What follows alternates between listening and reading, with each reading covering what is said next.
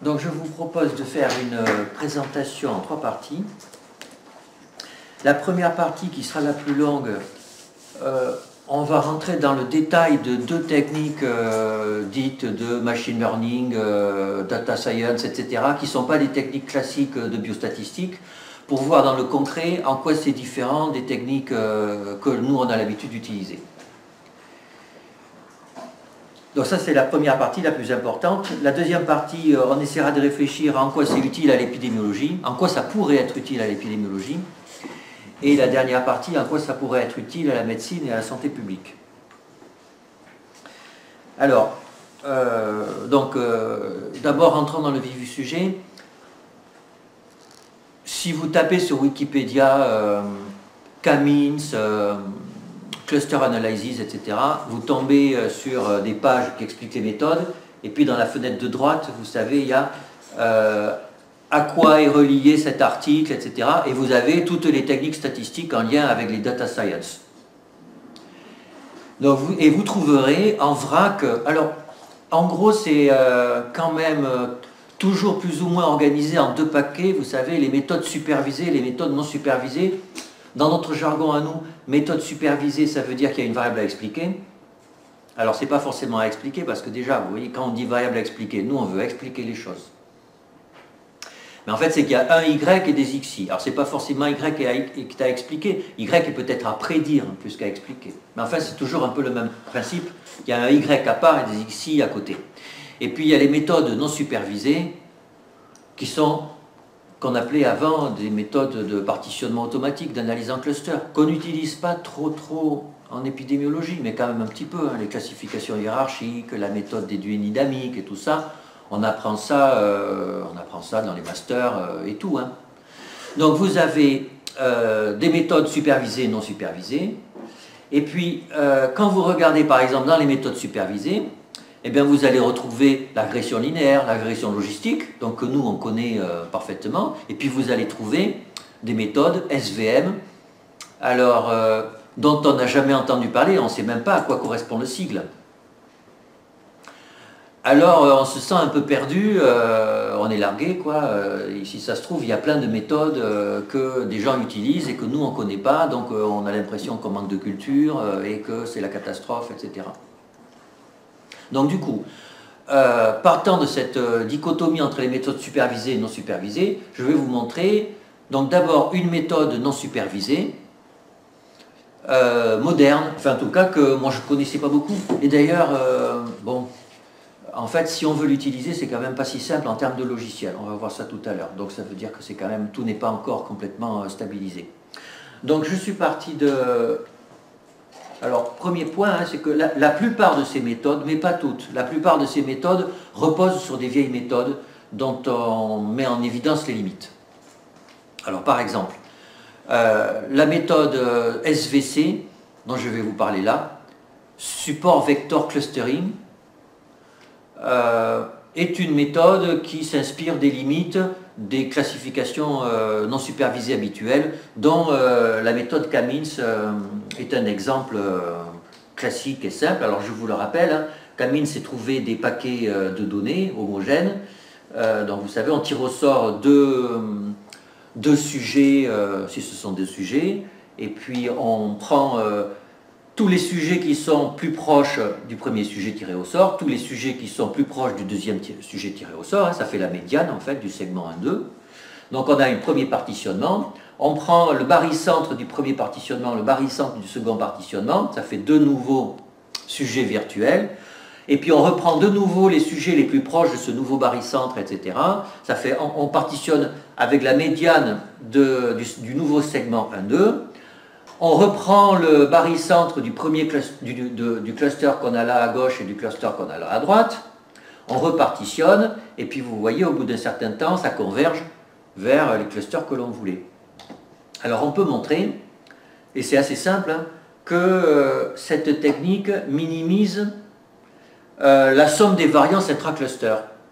Et c'est en gros c'est normal parce que la variance intracluster, c'est la somme des carrés des distances entre le centre de gravité et les points, Et comme on choisit chaque point, on affecte un point au cluster dont il est le plus proche, ben comme il est le plus proche, ça va minimiser la somme des carrés des distances, et donc ça va minimiser la variance.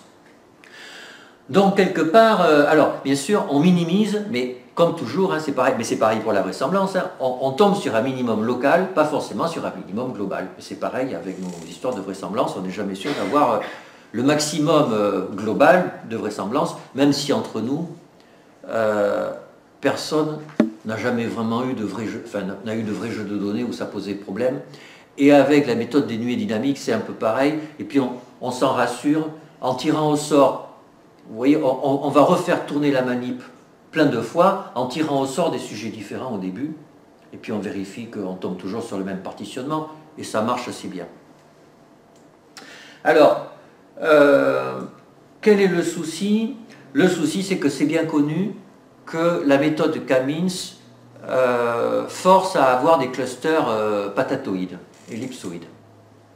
Alors aussi, la méthode Kamins, vous voyez, quand elle commence à partitionner, là, bon, elle est un peu faible parce qu'elle met les sujets, vous voyez, en bas du cluster 1, il y a deux sujets, tout à fait en bas à gauche, là, deux sujets qui, à l'évidence, il n'y a pas tellement de raison de les mettre avec le cluster 1.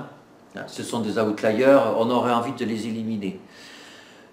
Donc, alors, il y a longtemps, il y a des gens qui ont eu une idée, qui ont proposé une idée assez simple pour améliorer Kamins de façon à faire qu'il n'y ait pas ces espèces de bugs avec les outliers, et notamment en prenant, vous voyez, on prend un cercle comme ça autour du plus grand nombre de sujets du cluster 1, et puis on élimine ceux qui sont en dehors de ce cercle. Vous voyez, alors, donc en fait, l'idée n'est plus de chercher des clusters qui regroupent tous les sujets, mais de chercher des clusters qui regroupent tous les sujets qui se regroupent ensemble.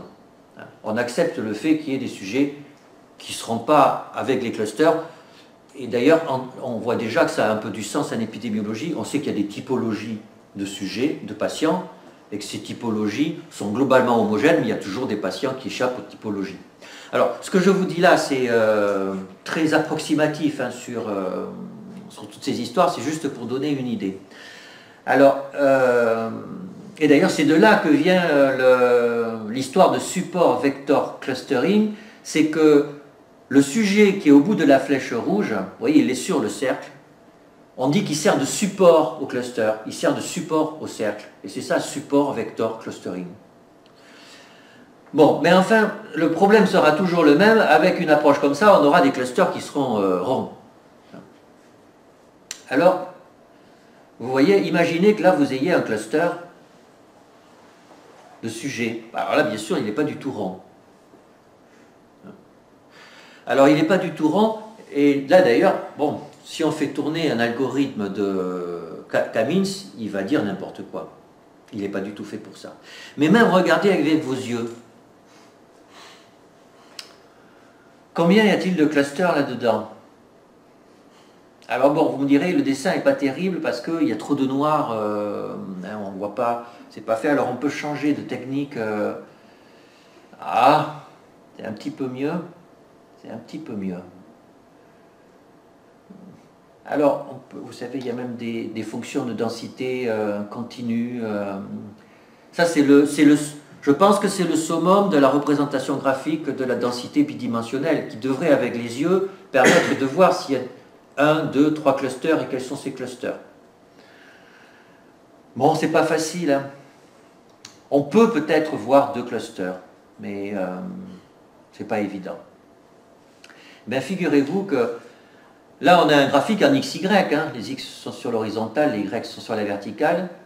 Si je fais la transformation de coordonnées suivantes, donc x' va être égal à y moins x2 et y' va être égal à x plus x2 moins y, et bien en faisant ça, vous voyez, à gauche on a les datas originales, à droite on a les datas transformées. En fait, il y avait 2 clusters, et les 2 clusters, ils sont évidents. Ils sont évidents. Sur la diapositive de droite, ils sont évidents. Hein. Mais sur l'image de gauche, ils sont pas évidents du tout. Pas évidents du tout, même avec les yeux qui sont quand même un très bon outil pour chercher des clusters. Alors, il y a des auteurs qui ont planché là-dessus et qui se sont dit, en fait, dans nos techniques d'analyse en cluster, il y a vraisemblablement, on axe toujours tout sur des clusters qui sont ellipsoïdaux. Or, il y a des clusters, quand ce n'est pas le cas, eh bien, on peut passer à côté de choses qui pourtant sont évidentes. Alors, ils ont développé un truc. Alors, bon, là, tout de suite, ça refroidit. Donc, on prend un ensemble de points. On était à un ensemble de points. Hein. Donc, jusque-là, il n'y a pas de problème.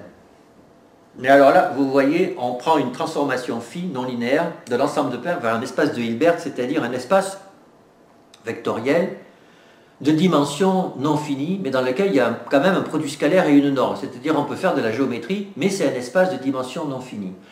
Alors bon, vous me direz, pourquoi aller chercher compliqué comme ça Eh bien parce que c'est un peu ce que j'ai fait ici. Vous voyez, la transformation x', y', elle est non linéaire. Elle a déplié le cluster en fait, elle l'a déplié et reconcentré. Mais bien sûr, personne ne peut trouver tout seul la transformation qu'il faut faire pour transformer le truc de gauche en un truc de droite. C'est pas possible.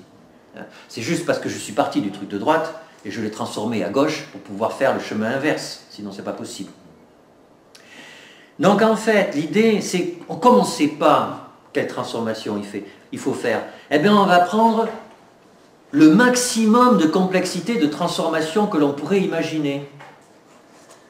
C'est-à-dire que non seulement on va pouvoir faire des transformations non linéaires qui vont rester dans le plan, mais à x et y, on va pouvoir associer un truc non linéaire, un autre truc non linéaire, un autre truc non linéaire, etc. etc. Et on va partir de 2 dimensions, et on va pouvoir comme ça faire une transformation non linéaire dans autant de dimensions qu'on voudra. Et donc du coup, pour ne pas être gêné, ben, on va prendre un nombre infini de dimensions.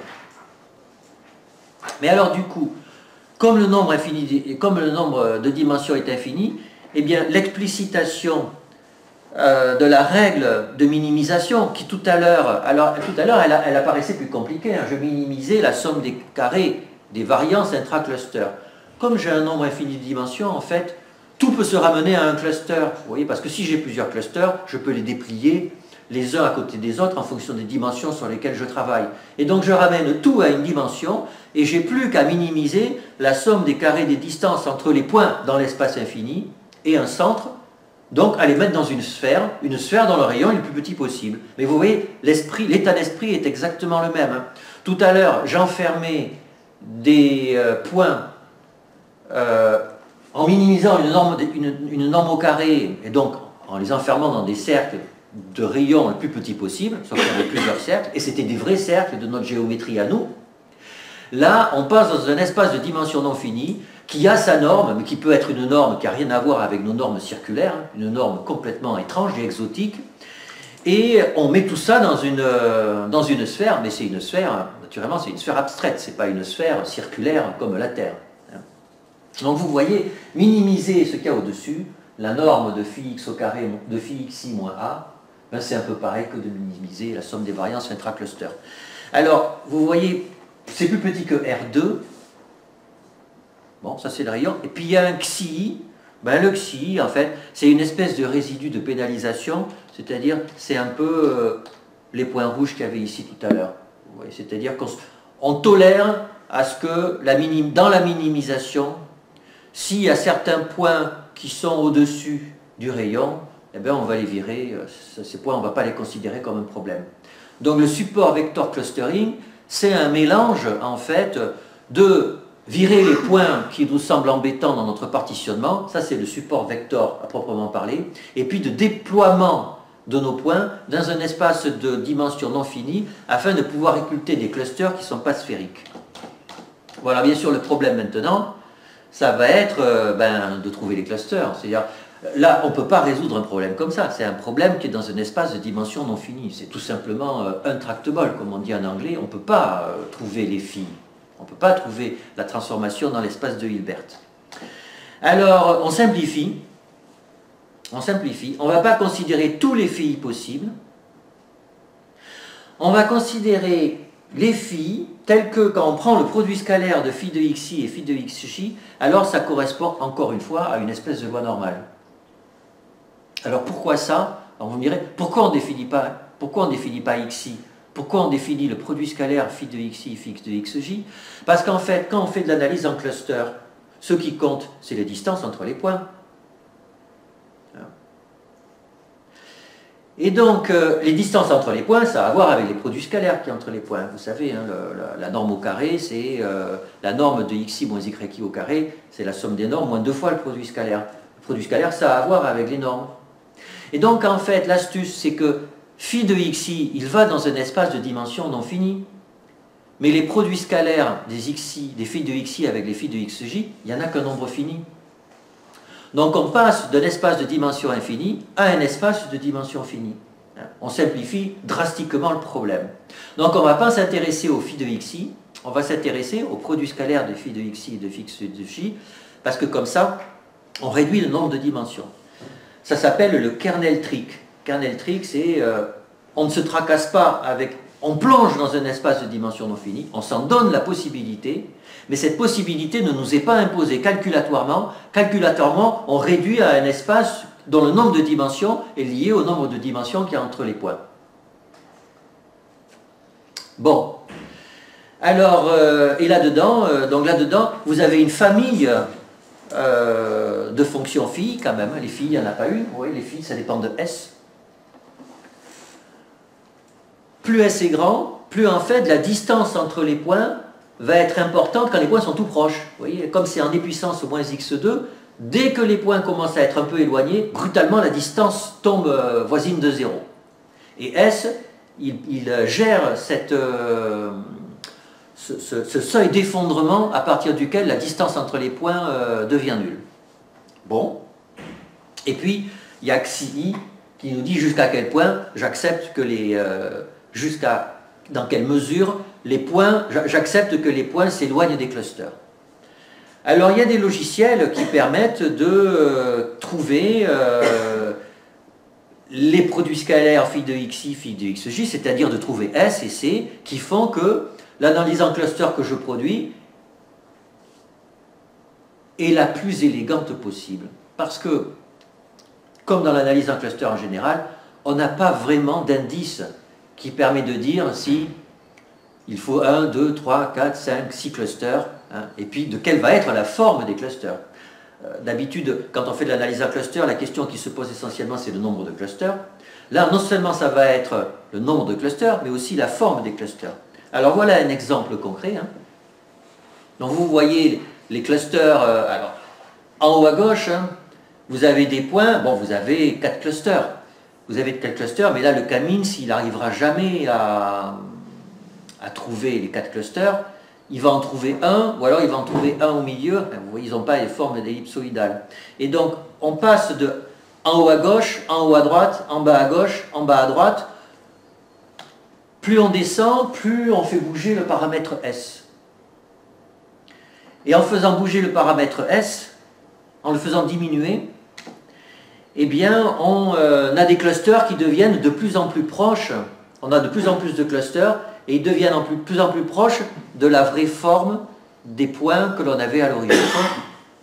Et donc vous avez en bas à droite la solution finale qui correspond exactement au cluster qu'à l'œil nu on aurait envie de voir. Bon, alors voilà. Alors comment en pratique on peut utiliser ça? Alors dans ça, à ma connaissance, on ne peut pas. Dans R, il y avait une librairie, SVC-R, qui existait, mais qui n'est compatible qu'avec les anciennes versions de R. Elle est plus mise à jour. C'est un collègue français de l'INRA qui l'a développé. Ça a l'air de bien marcher. Je n'ai pas pu faire la transformation sur les nouvelles versions de R. Dans R, ce qui existe pas mal, par contre, c'est le SVM, c'est-à-dire la même chose que SVC, mais en supervisé, c'est-à-dire où il y a une variable à expliquer. De l'analyse discriminante non linéaire, où les clusters sont tordus comme ça. Bon, alors ça c'était un exemple de partitionnement moderne de machine learning qui ne correspond pas à ce qu'on fait en épidémiologie.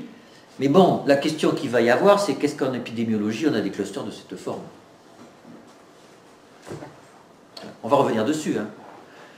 Parce que si on n'a que des clusters qui ressemblent à des ellipsoïdes, il ne faut peut-être pas non plus trop se tracasser, et puis voilà. Alors en attendant, je passe maintenant sur une méthode de supervisée. Donc là, vous voyez la variable à expliquer, les variables explicatives, comme d'habitude, avec le 1, c'est leur donnée à l'origine. Hein. Donc, et y est quantitative et les xi sont quantitatifs. Donc, nous, on est conditionné, on va faire une régression linéaire multiple. Et puis voilà. Alors, on peut aussi faire, utiliser un réseau de neurones pour expliquer y par des xi. Alors, le réseau de neurones, c'est quoi? Un réseau de neurones, ça ressemble beaucoup. Alors, il y en a plein de types de réseaux de neurones. Je vous donne l'approche la plus classique. Hein. Quand y est quantitatif et quand les xi sont quantitatifs. Alors, on va expliquer grand Y, hein, et la fonction, elle est appelée ici petit o de x. Et vous voyez, à l'intérieur du f, on a W0 plus sigma des WXI, et donc on retrouve notre régression. Sauf qu'on a une fonction de lien ici, f, mais on a l'habitude des fonctions de lien dans les modèles linéaires généralisés. Sauf que là, même quand y est quantitatif, on met une fonction de lien, mais dans les modèles linéaires généralisés, on peut mettre des fonctions de lien non linéaires, des lois gamma ou des trucs comme ça. Ici, j'utilise souvent une fonction logistique de lien. Bon, pourquoi pas. Alors donc, en fait, notre régression linéaire multiple, ou plutôt notre GLM qui ferait une régression logistique sur des données quantitatives, c'est des réseaux de neurones en fait. Bon, sauf que on peut faire un truc plus rigolo, c'est qu'on peut dépasser la limite de la régression linéaire multiple en disant, on peut imaginer qu'il y a des variables intermédiaires non mesurées. Hein, donc on a la variable expliquée à droite, les variables explicatives à gauche, et puis entre, on a une couche de variables intermédiaires. Tout ça est relié par des équations de linéaires, alors avec une fonction de lien, hein, je la mets en haut. Alors vous voyez la fonction de lien, on a bien un premier terme linéaire, W0 plus WI, plus la somme des WJ, mais la somme des WJ, ça correspond aux neurones qui sont intermédiaires, et donc comme ils ne sont pas mesurés, je vais les remplacer par F de W0J plus sigma des WIJ xi, hein, par récurrence. C'est un réseau de neurones à 3 couches. Bon. Alors, ça c'est vrai qu'on ne fait pas ça d'habitude. Ça ne correspond pas à un modèle classiquement que l'on utilise en épidémiologie. Alors, comment ils estiment les WIJ? Alors, ils utilisent un truc un peu ronflant, ça s'appelle la rétropropagation de gradient, mais en fait, c'est exactement ce qu'on fait. C'est-à-dire qu'ils calculent les résidus, la dérivée des résidus par rapport à chaque poids, et ils vont modifier les poids en fonction de cette dérivée, c'est-à-dire de combien je dois modifier les coefficients pour que les résidus deviennent les plus petits possibles. Et je fais ça sur tous les coefficients. Et ils font ça par itération successive. Et en fait, peu ou prou, c'est exactement ce qu'on fait quand on estime les coefficients d'une régression logistique. Hein. Bon, alors, d'accord. Et alors, finalement, qu'est-ce qu'on a à y gagner de faire des trucs comme ça? Alors, on prend un vrai jeu de données. Alors, ce n'est pas de la médecine, c'est de l'économétrie. Vous avez un tableau R, hein. La variable à expliquer, c'est la dernière en bas, c'est le prix par mètre carré de votre maison. Et puis vous expliquez ça par le niveau d'imposition de là où vous habitez, l'ancienneté de la maison, le niveau d'exposition au risque industriel, le niveau de criminalité, etc., etc., etc. Donc vous avez une douzaine de variables explicatives, classiques, quantitatives, hein, et vous expliquez une variable à expliquer quantitative, c'est hyper classique. Alors voilà, vous faites tourner le modèle, le réseau de neurones. Donc vous avez à l'extrême droite la variable à expliquer, puis à l'extrême gauche toutes les variables explicatives, et puis entre les deux vos couches de neurones avec les coefficients qu'il y a entre les neurones. Bon, alors, au-delà du caractère spectaculaire, le problème c'est que bien sûr on n'a plus de petit p. On n'a pas d'intervalle de confiance, on n'a pas de petit p. Hein, on va y revenir tout à l'heure. Donc on est frustré, quand on est épidémiologiste, hein, on est frustré, on ne sait pas quelles sont les variables explicatives qui expliquent la variable expliquée. On ne sait pas quelle est la plus forte. Hein. Et puis on ne peut même pas le voir sur le dessin, parce que vous voyez c'est un peu compliqué, parce que en fait les variables explicatives, elles expliquent des variables d'une première couche, qui expliquent des variables d'une deuxième couche, qui expliquent les variables d'une troisième couche, avec des coefficients positifs ou négatifs, donc c'est impossible de voir quel est le poids le plus important. C'est pas possible. Alors donc, on peut se demander à quoi ça sert. Alors, pour dire ça, ça sert si on prédit mieux. Peut-être, hein, ça pourrait servir si les résidus sont plus petits.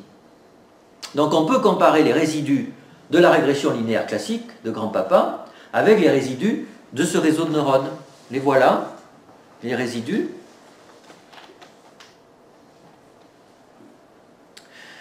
Donc vous avez, si vous avez des points rouges et des points bleus, les points rouges ce sont les résidus du réseau de neurones, les points bleus ce sont les résidus du modèle linéaire. Si le modèle était parfait, les points seraient sur la première bisectrice. Donc on n'a pas un ajustement parfait, puisqu'il y a du bruit. Alors bon, c'est vrai que les points rouges sont un peu plus proches de la première bisectrice que les points bleus. Bon, on pourrait calculer la somme des carrés des écarts, et effectivement c'est mieux. Le réseau de neurones a des résidus qui sont plus petits. D'accord. Mais vous voyez, c'est pas extraordinairement plus petit. Et puis en plus, on n'a fait qu'une régression linéaire simple, toute seule. On aurait pu mettre des splines, des x2, des interactions, etc. On a l'habitude de faire ça. Et on aurait eu des résidus plus petits. Donc ça c'était les réseaux de neurones alors, supervisés, mais qui répondraient à un problème que l'on peut se poser en épidémiologie classique. On peut utiliser les réseaux de neurones à faire autre chose, et je pense que là, on rentre dans quelque chose que l'on n'a pas l'habitude de faire. Ça serait un modèle multivarié, très fortement multivarié, par exemple avec 100 variables à expliquer, et toutes les variables à expliquer s'expliquent mutuellement. Alors là, on va être embêté à faire un modèle même non linéaire, où il y a 100 variables à expliquer, et toutes les variables à expliquer s'expliquent mutuellement. Ça, on ne sait pas faire tellement. On ne sait pas faire tellement. Alors, ce cas de figure se présente pas trop vu de loin. Sauf que, vous savez, il faut se méfier. En fait, les cas de figure se présentent à partir des cas de figure qu'on sait résoudre. Hein? Peut-être qu'on ne voit pas les cas de figure parce qu'on ne sait pas les résoudre. Alors, voilà à quoi ça ressemblerait. Donc, voilà un ensemble de variables binaires. Elles sont toutes reliées les unes aux autres, donc elles s'expliquent toutes mutuellement. Et c'est vrai que un modèle log linéaire, quoi, c'est ça qui ressemblerait le plus à ce qu'on fait. Mais vous savez, en plus, ces modèles log linéaires avec 100 variables, hein, le nombre de sujets, il est autour de 2 puissance 100. 2 puissance 100, on n'aura jamais ça dans l'histoire de l'humanité. Hein. Donc on voit que nos méthodes statistiques, habituellement, elles ne vont pas tenir le coup avec des trucs aussi grands. Alors vous me direz à quoi ça sert ça? Comment on peut simuler un truc comme ça? Alors il y a un très bel exemple, hein, voilà, alors c'est 1, 2, 3, 4, 5, 13 fois 13, 169 variables à expliquer, binaires. Et je vais faire de l'analyse discriminante avec 169, j'ai dit, hein, 13 fois 13, 169. 169 de l'analyse discriminante où on a 169 variables. Et j'ai 3 patterns à discriminer. Alors du coup, ça peut se représenter avec des images. Hein, puisque ce sont des variables binaires, donc on peut dire noir ou blanc. Hein. Et puis les 13 fois 13, je vais les mettre sous forme d'une matrice. Et du coup, une matrice de points noir ou blanc, ça fait une image. Et donc je dois discriminer entre 3 images. Mais en fait, ça pourrait être discriminer des états de santé, ça pourrait être n'importe quoi. Hein. Donc je veux discriminer ces 3 images à partir d'un réseau de neurones. Alors on peut, alors pas avec l'algorithme de rétropropagation du gradient que je vous ai montré tout à l'heure, mais avec un algorithme qui n'est pas très loin, on peut fabriquer des points entre les 169 variables de façon, alors ça fait beaucoup, parce qu'il y a 169 fois 169 flèches, hein. Ça fait beaucoup de coefficients à optimiser. Hein. Donc on peut trouver un pattern de flèches qui fait que, et stocker dans ce pattern les formes que l'on doit discriminer. Alors je vous fais un exemple, voilà, je demande à discriminer, je demande à l'automate, alors on appelle ça un automate, en fait c'est 169 variables binaires reliées entre elles. Les informaticiens appellent ça un automate cellulaire. Donc voilà mes données, donc j'ai un jeu de données, à partir duquel j'ai réussi à apprendre une discrimination entre 3 états de santé. Voilà un état de santé intermédiaire, et il faut que je sache s'il est plus proche de l'état de santé 1, 2 ou 3. Bon, vous avez deviné de quel état de santé il était le plus proche, mais ça c'est vos yeux qui ont fait de la discrimination. Eh bien, on fait converger... Zut. Voilà. Voilà, l'algorithme est lancé. Ça a vraiment été programmé. Hein. Vous voyez, il converge, il converge, il converge, il converge, il converge. À la fin, il a un peu de mal, mais il va y arriver. Tac. Il converge vers l'attracteur que vous lui avez fait mémoriser, qui était le plus proche de la répartition initiale. Mais vous avez fait de l'analyse discriminante. Hein. Vous avez fait de l'analyse discriminante. Vous avez partitionné votre espace de visage en 3 groupes, et quand vous montrez, enfin c'était pas forcément des visages, de formes, d'images, hein, vous avez partitionné votre espace d'image en 3 sous-ensembles, et quand vous montrez une image, eh ben, l'algorithme plonge l'image dans l'espace, regarde dans quel groupe il est, et revient à l'image qui est à l'origine. Voilà. Alors sauf que, faut être honnête, nous on ne sait pas faire ça. On ne sait pas faire de l'analyse discriminante là-dessus.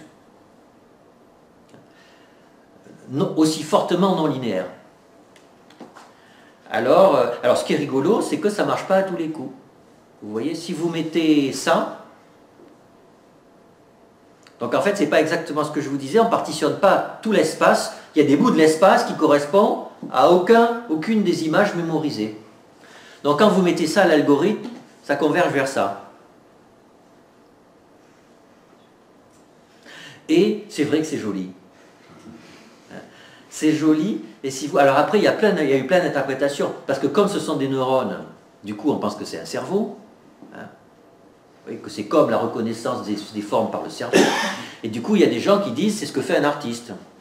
Et quand un artiste voit la réalité, et puis par moment il pense à la réalité, et il crée une autre image, vous voyez, c'est lui qui converge vers un truc, son cerveau converge vers un truc qui est un truc bizarre, qui n'existe pas vraiment, et il le peint.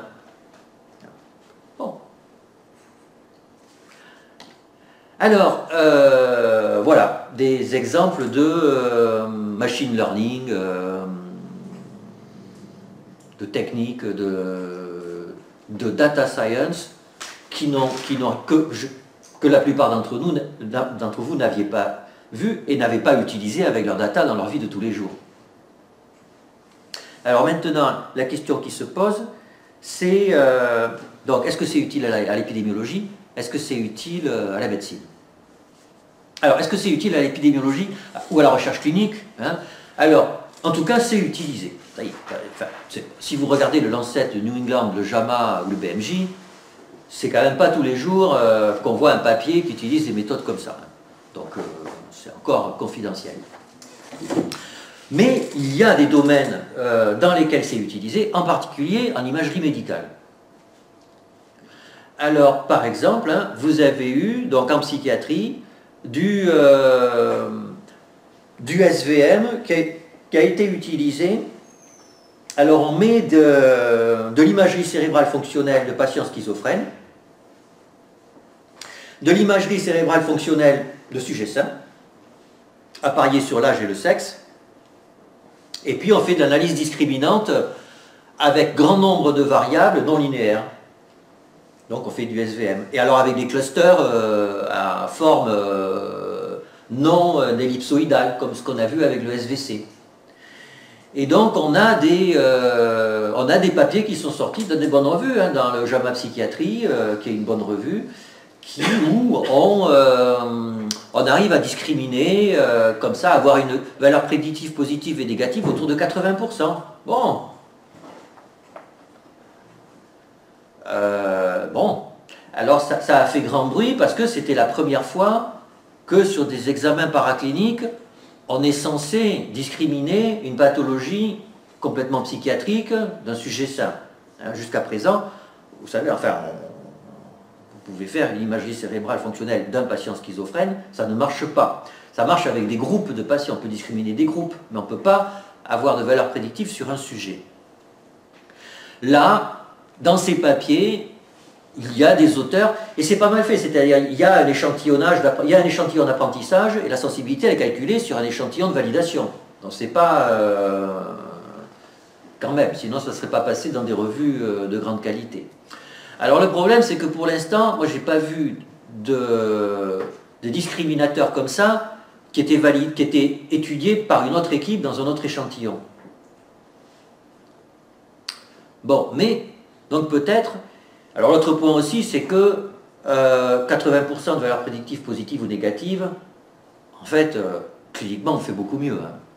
Entre un sujet sain et un patient schizophrène, la sensibilité, enfin la valeur prédictive, elle est au-dessus de 95%. Hein. Donc il ne faut pas non plus... c'est plutôt symbolique comme utilisation que réellement clinique. Donc premier point. Deuxième point, alors un autre exemple, un grand exemple d'utilisation potentielle de techniques de ce type, c'est les bases de données des assurances maladie. Alors j'ai même participé à un truc sur une base de données des médecins généralistes anglais. Donc c'est comment trouver, donc on n'a pas vraiment d'informations, est-ce qu'ils sont déprimés, quels médicaments ils ont, est-ce qu'ils ont des arrêts de travail, est-ce qu'ils ont des comorbidités, des coprescriptions, enfin vous voyez on peut avoir plein de variables, mais on n'a pas une échelle qui dit s'ils sont plus ou moins déprimés. C'est normal parce que c'est pas rempli comme ça par les médecins généralistes. Et donc du coup, si on veut se servir de la base de données pour faire de la pharmacoépidémiologie, on n'a pas d'indicateur d'évolution. Et donc là, l'objectif c'était, à partir de toutes les variables qu'il y avait dans la base, comment construire un indicateur quantitatif qui pourrait refléter l'intensité de la symptomatologie dépressive du patient. Alors, donc c'est typiquement Big Data, c'est un gros jeu de données, c'est très exploratoire, très multivarié, mais l'analyse a été très peu intellectuelle. Ça a été un énorme travail de data management, parce que naturellement la base de données c'est une base de données d'assurance, c'est pas du tout, ça n'a pas du tout les standards de qualité d'une base de données épidémiologique. Donc il a fallu voir quelles étaient les données fiables, pas fiables, comment les recoder pour qu'elles soient utiles, etc. Donc ça a pris comme d'habitude les 3/4 du temps. Et puis le quart du temps qui restait, c'était du bricolage ingénieux. Voilà, du bricolage ingénieux, c'est-à-dire demander à des experts quelles sont les variables les plus importantes, les moyennement importantes, les moins importantes, comment les combiner, etc., avec un ordre lexicographique, etc. etc., etc. Donc c'est-à-dire, effectivement, c'est pas de la stat classique, c'est un mélange de mathématiques de bon sens et d'informatique où on sait vraiment bien travailler sur un énorme jeu de données. Bon, mais de notre côté, il faut être honnête, moi j'aurais pas forcément su par quel bout prendre le problème, vous voyez, parce on n'est pas dans une situation très propre, très biostatistique comme on a l'habitude de les gérer. Je suis sûr qu'on s'en serait débrouillé, hein, mais avec un peu plus de réticence. Alors que là j'ai vu les collègues, c'était des collègues universitaires de Lyon, eux ils sont désinhibés par rapport aux data, hein. Ils y vont, enfin il n'y a aucun problème de conditions de validité, puisqu'en fait on fabrique un indicateur, donc tous les coups sont permis. Donc, bon, ça fait deux exemples. Alors bien sûr, on pourrait parler de la génomique, j'en parle pas parce qu'il y a des spécialistes dans la salle, donc je raconterai des bêtises, ils s'en rendraient compte. Mais bien entendu qu'en génomique, il y a l'utilisation de techniques qui ne sont pas habituellement utilisées en biostatistique. Alors il y a aussi quelque chose qu'on a déjà présenté au séminaire méthodologique du CESP, c'est l'analyse textuelle. Donc l'analyse de données textuelles, on est dans... et ça, qui est quand même connexe de nos préoccupations, puisqu'il arrive que dans des études épidémiologiques, il y ait des questions ouvertes. Alors, néanmoins, ce qui est un peu plus compliqué, c'est que, en fait, tout est tellement devenu spécifique que les méthodes statistiques utilisées dans l'analyse textuelle, eh bien, elles sont spécifiques. Elles ne sont pas les techniques d'analyse statistique utilisées par les gens qui font du machine learning habituellement. Alors, on peut trouver, il y a des ponts, hein, mais par exemple, j'ai appris, alors je ne sais pas si vous connaissez la LDA, c'est là aussi, LDA pour nous, ça veut dire quelque chose qui n'est pas ce que ça veut dire pour eux. Nous, LDA, c'est Latent Discriminant Analysis, et pour eux, LDA, c'est Latent Directly Association. Alors, je ne sais pas si vous aviez déjà entendu parler de Latent Directly Association. C'est une méthode de compartimentation de corpus de mots qui est honnêtement compliquée. Ça ressemble à de l'analyse en classe latente, c'est-à-dire on a un tableau de contingence et on essaie de trouver si les relations entre les variables binaires qui sont dans le tableau de contingence peuvent être expliquées par l'existence de variables binaires latentes sous-jacentes. Donc ça, c'est proche de ce qu'on fait nous. C'est des variables latentes, le logiciel M+, il fait ça, même ça, il doit avoir des routines qui font ça. Donc ces techniques de Latent Directly Association sont proches de ça, mais c'est quand même beaucoup plus compliqué. Et vous voyez, j'ai l'impression que c'est utilisé quasiment exclusivement par les gens qui font du text mining. Bon, donc, est-ce que c'est utilisable en épidémiologie? Alors en épidémiologie au sens large, bien sûr, c'est pas forcément pour analyser une enquête cas témoin où tout est fermé. Mais on est aussi là pour penser, les datasets des épidémiologistes changent considérablement. Hein. Il y a plein de variables biologiques, il y a des textes ouverts, il y a des données longitudinales. Donc en fait, nos outils, il faut être à l'affût de choses nouvelles qui permettraient de répondre à des questions auxquelles on ne peut pas répondre. Hein. Donc, bon, on a vu l'imagerie, on a vu les données assurantielles, la génomique, le text mining. Bon, c'est quand même pas complètement négligeable. Mais là, je dirais, c'est plus une question de culture des data science que de changement de planète. Et donc, pour le dire en deux mots, je pense qu'on a intérêt à lire ces techniques, à les lire et à voir, et même à s'amuser à les utiliser, puisque sur R, il y a quasiment des librairies de tout, à s'amuser à les utiliser sur nos jeux de données, juste pour voir éventuellement si ça ne pourrait pas faire germer des questionnements auxquels on n'avait pas accès avant. Alors néanmoins, ces techniques vont poser des questions authentiques aux épidémiologistes. La première question, c'est la question de la non-linéarité. C'est que, vous avez vu ces méthodes, hein, le SVC, c'est des clusters qui ne sont pas ellipsoïdaux. Donc il y a phi, c'est une forme à l'évidence non linéaire. Or, nous, on a une pensée linéaire. En recherche clinique, on a une pensée. Alors, même si c'est linéaire généralisé, le linéaire généralisé, c'est linéaire. Et alors, regardez d'ailleurs à tel point, en épidémiologie, on aime bien les variables à expliquer binaires des maladies et les facteurs de risque binaires. Ça facilite les choses quand même. Comme ça, on a des autres ratios ou des risques relatifs. On sent ce qu'on fait. Mais quand vous avez deux variables binaires, vous ne pouvez pas avoir de non-linéarité. Vous avez un tableau de 2, ceux qui ont telle modalité ont plus que ceux qui ont telle modalité. Et puis il n'y a que ça qu'on peut se poser comme question. En bivarié. C'est-à-dire que le noyau de l'épidémiologie, quand on est avec deux variables binaires, il est non linéaire. Il est non linéaire et il correspond au fait, est-ce qu'avoir le facteur de risque, ça augmente le risque d'avoir la maladie ou pas. Et c'est quand même ça la base du questionnement. Donc quand même on a une base de questionnement, alors peut-être qu'on exagère, hein, mais il est fondamentalement linéaire.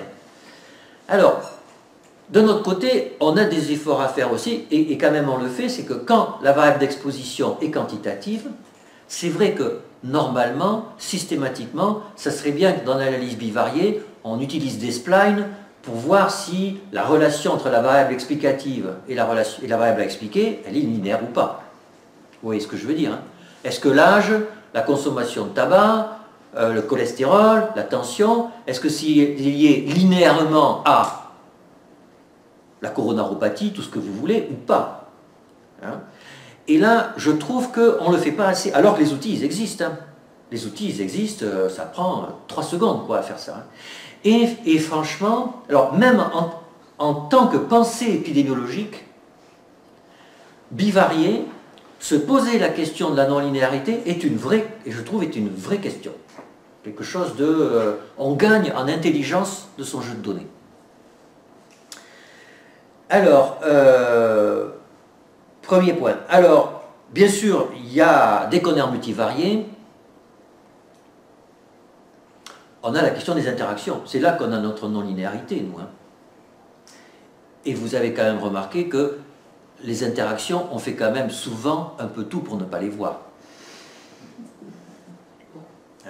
Et c'est là qu'on voit le poids de la non-linéarité, c'est que dès qu'il y a de la non-linéarité, eh ben c'est le bazar en épidémiologie. Alors, si vous avez des variables binaires, encore on va s'en sortir, hein, on va calculer l'odds ratio. S'il y a deux variables en interaction, on va calculer l'odds ratio de l'une dans chaque modalité de l'autre, et réciproquement, c'est ce qu'on apprend à l'école. Et ça marche à peu près, mais bon, déjà ça complique. Mais alors quand on a des variables d'exposition qui sont quantitatives, alors on est très embêté. On est très embêté, d'autant plus que quand même, ce qu'on aime bien en épidémiologie, même s'il y a une interaction, on aime avoir les effets principaux, quoi. On aime, vous voyez, il y a l'interaction entre le tabac et l'alcool dans les cancers ORL, mais on aimerait bien quand même savoir ce que fait le tabac et ce que fait l'alcool. Enfin, c'est quand même... Parce que c'est normal, parce qu'il y a de la santé publique derrière. Il y a une interaction entre les deux, d'accord, mais si le tabac est à un odds ratio de 11 et l'alcool à 2, c'est pas pareil que si c'est le contraire en termes de santé publique. On a quand même besoin de savoir, même approximativement, en dehors de l'interaction, qu'est-ce qui compte le plus? Donc, on voit qu'on a une petite tension autour de la non-linéarité, surtout dans nos modèles multivariés. Et d'ailleurs, par exemple, est-ce que ça nous arrive souvent de mettre des x au carré, des x au cube dans des modèles de régression? Pas trop. Hein. Alors il y a des cas, j'ai vu dans le tabac par exemple, tabac et cancer du poumon, ils ont une ABAC hyper compliquée que j'ai vu dans un papier une fois, une formule hyper compliquée d'exposition pour redresser l'effet du tabac, qui est non linéaire. Mais à part des cas de figure comme ça, quand même on évite de mettre des x et des x2. Donc ça c'est un premier point, la question de la non-linéarité qui en plus nous pose des questions autour du fait que qui dit non linéaire dit sensibilité aux erreurs de mesure. Or, quand même, en épidémiologie, on n'est pas très très bon en erreurs de mesure par rapport aux physiciens. Hein. Donc, ça veut dire augmenter le nombre de sujets. Donc, ça veut dire une catastrophe financière. À moins d'avoir des données, de bases de données où ça ne coûte rien. Et on retombe toujours un peu sur le même truc. Alors, il n'y a pas que ça. Il y a aussi la question de l'explication, c'est-à-dire que beaucoup de ces outils de data science prédisent et n'expliquent pas. Vous voyez, ils prédisent les cours de la bourse dans un jour. Ce qui est drôlement utile pour gagner de l'argent. Le principal, c'est de prédire les cours de la bourse. Les expliquer, c'est bien, mais le principal, c'est de prédire. Pareil, un classificateur, il classifie. Alors, en médecine, on peut avoir besoin de choses comme ça. Vous avez des mammographies, vous avez un analyseur automatique de mammographie, l'opacité spiculée comme ci ou comme ça explique, c'est intéressant. Mais ce qui compte, c'est de classer les mammographies en pathologiques, pas pathologiques, pour faire les biopsies et tout ça. Donc c'est vrai qu'il y a des champs de la médecine où on va vouloir prédire. Mais quand même, dans la médecine, presque toujours, on veut expliquer au moins autant que prédire. Et quand même, quand on fait de l'épidémiologie, un facteur de risque, c'est pour prédire la maladie, mais c'est aussi pour l'expliquer. Et là, vous avez vu qu'avec les réseaux de neurones, par exemple, l'explication, on ne la voit pas, quoi. Et puis même au-delà de l'explication, l'inférence. Nous, on a quand même besoin, on a une tradition très forte de pouvoir savoir dans quelle mesure le hasard pourrait expliquer la relation qu'on met en évidence. Mais là, on n'a pas ça. On n'a pas... Alors, peut-être que aussi, ça nous interroge nous. Peut-être qu'on a tort de vouloir chercher des inférences tout le temps, à tout bout de champ. Hein. Peut-être qu'il faudrait être un peu calme sur les petits p et les utiliser que quand on a vraiment des questions scientifiques. Peut-être qu'on gagnerait à être moins inférentiel dans nos étapes descriptives et exploratoires. Alors, il y a un autre point qui est peut-être plus conceptuel, mais qui est sûrement important, c'est qu'en fait, quand on analyse les données, l'interprétation de l'analyse dépend toujours du contexte théorique sous-jacent à l'étude. Pas toujours, mais très souvent. Alors, il faut quand même remarquer que par rapport à la physique, on est dans une situation très particulière. Parce qu'en fait, dans les sciences hard, il y a la physique, la chimie, et puis il y a la biomédecine de l'autre. Et puis après, hein, en étant un peu brutal, mais... et avant, les data science, c'était pour la physique, et maintenant, ça rentre c'est ça l'enjeu. Mais je crois qu'il y a une différence fondamentale, c'est que la physique, elle est mathématisée. Le background est mathématisé. Donc vous pouvez articuler l'analyse des données avec le background théorique. Alors que nous, on ne peut pas faire ça. Nous, et d'ailleurs on le voit, quand nous, il y a un clivage, on analyse les données et après, on les interprète. On les interprète, vous voyez. Et on va dire, ah ouais, mais ça, c'est pas logique, ça l'est. Ah oui, mais alors là, ça, on sait que tel mécanisme hormonal, etc., etc. Et en fait, le mécanisme hormonal, il ne peut pas être dans le modèle vraiment. On n'a pas d'outil qui permet de faire la fusion entre notre background théorique. Alors en plus, je devrais dire nos backgrounds théoriques. Parce qu'il y a la biologie, l'épidémiologie, il y a les sciences humaines et sociales aussi. Et bien sûr que les niveaux socio-économiques, tout ça, ça joue dans les maladies. Et donc on est obligé de jongler avec plein de présupposés théoriques informalisés. Or, les data science, j'ai l'impression que du fait de la non-explication de ce qu'elles donnent, eh ben, elles rentrent orthogonalement à cet état de fait. Bon. Alors, maintenant, juste pour conclure, hein, en deux mots, est-ce que ça peut être utile à la médecine? Alors, en deux mots, est-ce que ça pourrait être utile à la clinique, à la pratique clinique? Et alors là, je pense que oui, parce que, et on est déjà en train de le voir, il y a un décentrement de la position du savoir médical scientifique par rapport à ce qu'est le patient. C'est que aujourd'hui, et d'ailleurs c'est comme ça qu'on l'enseigne dans la faculté de médecine, hein, un patient c'est quoi? C'est ou une assemblée d'organes, ou un sujet moyen de l'evidence-based medicine.